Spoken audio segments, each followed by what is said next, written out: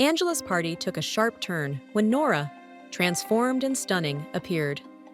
Nora humiliated Angela, turning the tables on her cruel prank. Their father, Henry, arrived, siding with Angela and accusing Nora of ruining her own engagement to Anthony. He then demanded Nora give her inherited company to Angela as a wedding gift. What will Nora do? And what important things did Wendy allude to? Angela added eagerly, "Your pregnancy scandal embarrassed all of us. You nearly dragged the Greys down with you, and their reputation still hasn't completely recovered.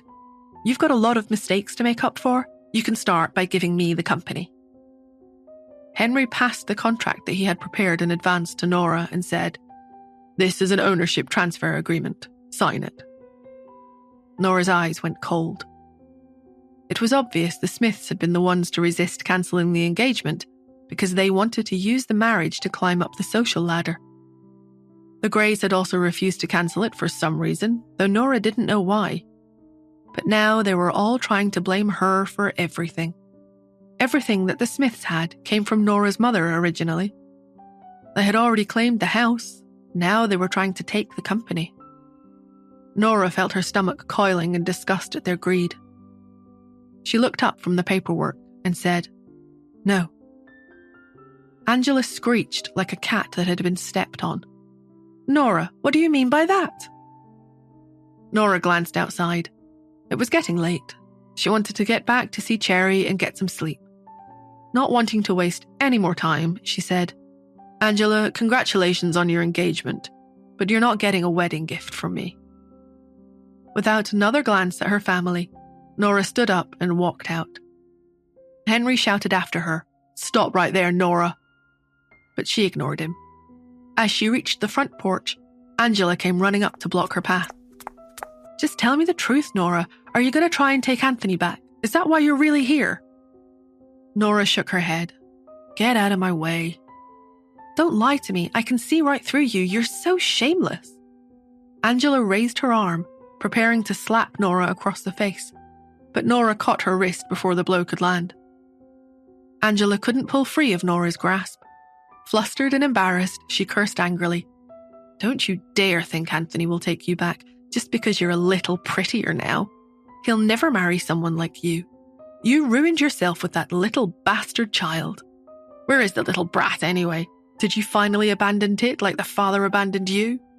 Nora slapped Angela with all her strength. Her pupils were dark with fury.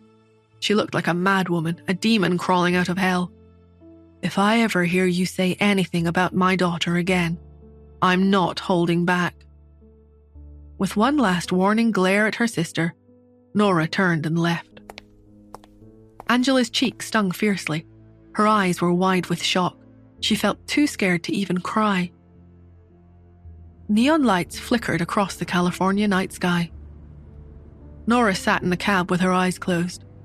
Lights passed across her face as the car rolled past the nightlife of California, flashing brighter and then dimming to a soft haze at random.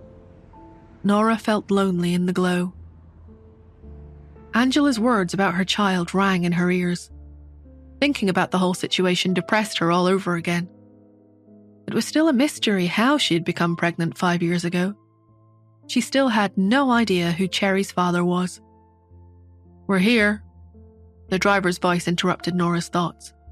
She had only just arrived and entered the hotel when a row of bodyguards rushed out in front of her and stopped her in her tracks.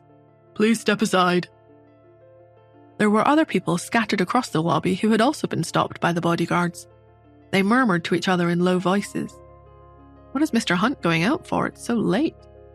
"Apparently the little Hunt boy wants to go out for chocolate mousse cake, so we all have to wait." Nora just wanted to get back to her suite and go to sleep. She felt a big yawn and stretch coming on. Just then, she spotted a tall, imposing figure striding out of the elevator with a young boy in his arms. The man kept his gaze straight as he walked forward. However, as he was about to walk past Nora, he came to a sudden halt. He looked at her piercingly and said in a deep voice, "Miss Smith?" Nora froze mid-yawn. Nora was shocked. Who is this man who knows her name? Her heart thudded against her ribs. as she met the man's dark, penetrating gaze. His chiseled features were illuminated by the soft glow of the lobby's chandeliers, his expression unreadable. But his eyes, there was something there. Recognition, curiosity, a strange sense of déjà vu washed over her, an inexplicable feeling twisting in her gut. Who was this man? Why did his presence make her pulse quicken? And most importantly, why did the child in his arms look so much like Cherry? Hi, Nora here. If you are wondering what happens next, then download the Pocket FM app and listen to the exciting episodes of Saving Nora Now with the link in the description.